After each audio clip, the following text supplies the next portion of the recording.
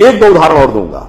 जैसा ये भी ममता जी ने बोला फिल्मों के बारे में, फिल्मों में भी आपने देखा, जैसे उन्होंने बताया एक ऐसा सीरियलों में कैरेक्टर होगा। अब मैं एक दूसरी बात की तरफ आता हूं। आपने जितनी हिंदी फिल्में देखी होंगी, भाई मैंने तो हिंदी और इंग्लिश के अलावा नहीं देखी, एक आधा उर्दू की फिल्म ही देखी है, अन्य भाषाओं की तो फिल्में मैंने देखी नहीं है, मगर हर हिंदी फिल्म में शुद्ध हिंदी बोलने वाला कैरेक्टर या तो विलेन होगा या कॉमेडियन होगा। ये धीरे धीरे हमारे दिमाग में बैठ गया। हीरो क्या बोलेगा?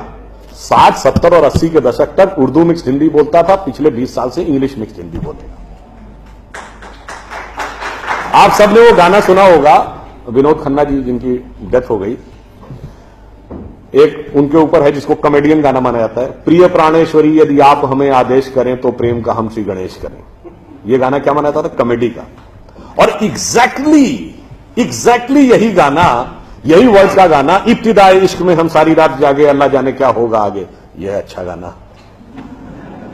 और इतना ही नहीं, जी हाल मुस्किन मुगम्बु रंजिश बहार हिजरा में सारा दिल है, इसमें दिल के अलावा कुछ समझ में आया नहीं। हिंदी के शब्द आ जाए, अरे साहब बड़ी कठिन हिंदी, बड़ी क्लिष्ट हिंदी कहां से ले आए, अगर साफ साफ उर्दू भी बोल दिया ये कहां ले आए, अंग्रेजी मिक्स्ड होना चाहिए। भाई अंग्रेजी मिक्स्ड होकर हम, देखिए ये सारी चीजें हम लोगों के दिमागों में बैठा दी जा रही, हम कहां जा रहे हैं। एक छोटा सा उदाहरण आपको देता हूं। मैं किसी भाषा के प्रति सम्मान या असम्मान नहीं व्यक्त करना चाहता, एक तथ्य सामने रखना चाहता हूं। अंग्रेजी भाषा में केवल 5 वॉवेल हैं, AEIOU, केवल 5 वॉवेल, और मात्रा पाई जैसी कोई चीज ही नहीं है। इसलिए इसमें साइलेंट का भी प्रॉब्लम है और एक्सेंट का भी प्रॉब्लम है। एक कश्मीरी और पंजाबी जिस एक्सेंट में बोलता है, एक बिहारी जिस एक्सेंट में बोलता है, एक तमिल और केरलाइट जिस एक्सेंट में बोलता है, उसमें भारी अंतर है। मगर जिन लैंग्वेजेस की फोनेटिक्स डाइवर्सिफाइड है, अब जैसे उसमें मैं एक एक्सट्रीम एग्जांपल देता हूं, संस्कृत। आप वैष्णो देवी के मंदिर जाइए या तिरुपति बालाजी के मंदिर, काशी विश्वनाथ या कामाख्या, जब पुजारी मंत्र बोलना शुरू करता है एक्सेंट में कभी डिफरेंस देखा है? वो भी तो उसी इलाके के हैं। क्यों? क्योंकि आपकी लैंग्वेज की फोनेटिक्स डेवलप्ड है, साइंटिफिक है। उदाहरण के लिए आप सब ने कभी ध्यान दिया हो या ना दिया हो, हिंदी में कहते हैं ना काखा गाघा अंगा, का जब बोलते हैं तो जबान कहां लगती है? फिर खा में और पीछे, गा में और पीछे, घा में और पीछे, जब अंगा बोलते हैं तो गले से निकलता है। The entire phonetics is designed as per the contour of your vocal cord. एक प्रकार के शब्द एक साथ, तथा दबा ना सब दांत से अंतर है, पापा बाबा मां सब होठ से, इतना डेवलप्ड, इतना साइंटिफिक इंस्ट्रूमेंट हमारे पास, और हमें समझाया जा रहा है कि नहीं ये छोड़ दो, तो वैसी बात हो गई कि हमारे पास स्मार्टफोन है, मगर दुनिया जो है वो पुराना वाला जो नोकिया हम यूज करते थे उसके पीछे भाग रही है। तो नहीं जी, हम तो उसी के साथ चलेंगे।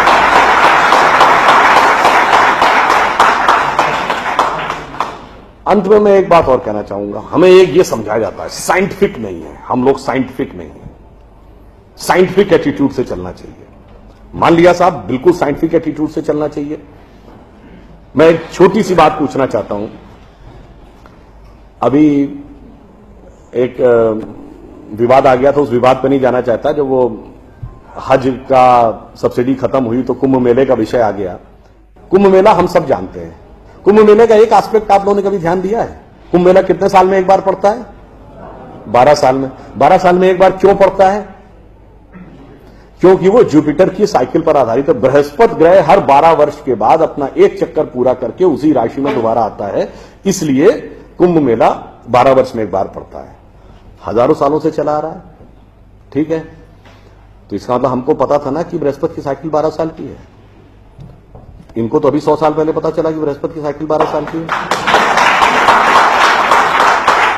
और उसके बाद हमको समझा दिया जाता है नहीं साहब हम अनसाइंटिफिक थे। अब आप एक और बड़ी मजेदार बात देख लीजिए। सूर्य ग्रहण और चंद्र ग्रहण पड़ता है तो उसका डेट और टाइम कौन तय करता है? सरकार घोषणा करती है ना, टीवी पे आता है, रेडियो पे आता है, अखबार में आता है। किस बेस पे आता है? नासा की फिजिकल ऑब्जर्वेटरी बताती है कि फला तारीख को इतने बज के इतने मिनट पे सूर्य ग्रहण या चंद्र ग्रहण पड़ेगा, सोलर इक्लिप्स और लूनर इक्लिप्स। मगर ये बताइए 1950 से पहले तो नासा की ऑब्जर्वेटरी नहीं थी। 1920 में जब अल्बर्ट आइंस्टीन ने रिलेटिविटी की थ्योरी दी, उससे पहले रिलेटिव मोशंस ऑफ प्लैनेट नहीं पता था। सॉरी, 1916 में। 1920 में एडविन हबल एक साइंटिस्ट हुए जिन्होंने एक्सपेंडिंग यूनिवर्स की थ्योरी दी, उससे पहले एक्सपेंशन ऑफ यूनिवर्स नहीं पता था। 1900 में मैक्स प्लैंक साइंटिस्ट हुए जिन्होंने लाइट की क्वांटम की थ्योरी दी, फोटॉन्स वाली, उससे पहले प्रोपोगेशन ऑफ लाइट ही नहीं पता था। 1897 में जे टॉमसन ने इलेक्ट्रॉन खोजा, उससे पहले आप मानते थे एटम अनडिविजिबल है। और 1633 में आप ये कहते थे, गैलीलियो को फांसी दे रहे थे इस बात के लिए कि उसने कहा सन रिवॉल्व्स राउंड द अर्थ, गलत है। तो भैया आज 380 साल चल के जहां पहुंचे हैं, हमारा पंचांग तो युधिष्ठिर के जमाने से एज इट इज चला आ रहा है 5100 साल। मतलब ये लॉजिक नहीं है, ये तो साइंटिफिक।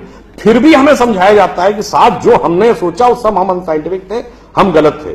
बड़ी मजेदार बात है। इन ए स्पैन ऑफ लिविंग जनरेशन, 50 साल में देखिए ये जो अर्बन नक्सल्स थे उन्होंने हमारे दिमागों में क्या क्या भरा और फैक्ट क्या था। 50 साल पहले जिस जिस चीज का मजाक उड़ाया गया वो चीज आज ठीक उसके उलट हो गई। 50 साल पहले कहते थे, अरे यार ये अगर खेती करनी है तो mechanised farming, chemical fertiliser use करो। गाय के गोबर से कोई खेती होती है? आदमी चांद पे पहुंच गया, तुम गाय के गोबर पे पड़े हो। आज नहीं, ऑर्गेनिक फार्मिंग। 50 साल पहले क्या कहते थे? अरे भाई ये जड़ी बूटियों फल पत्ती खाने से कोई इलाज होता है? नीम हकीम खतरा है जान। खाना है तो नई दवाएं खाओ, क्लोसिन, मेटासिन, टेरामाइसिन।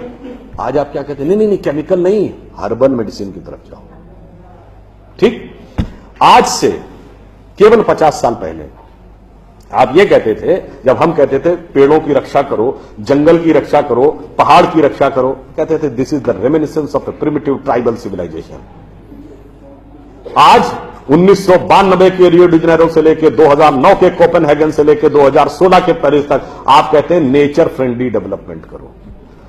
भैया सब कुछ उलटता जा रहा है। जो हमने कहा, जिसका आपने मजाक उड़ाया, वो सब कुछ सही होता जा रहा। अब मैं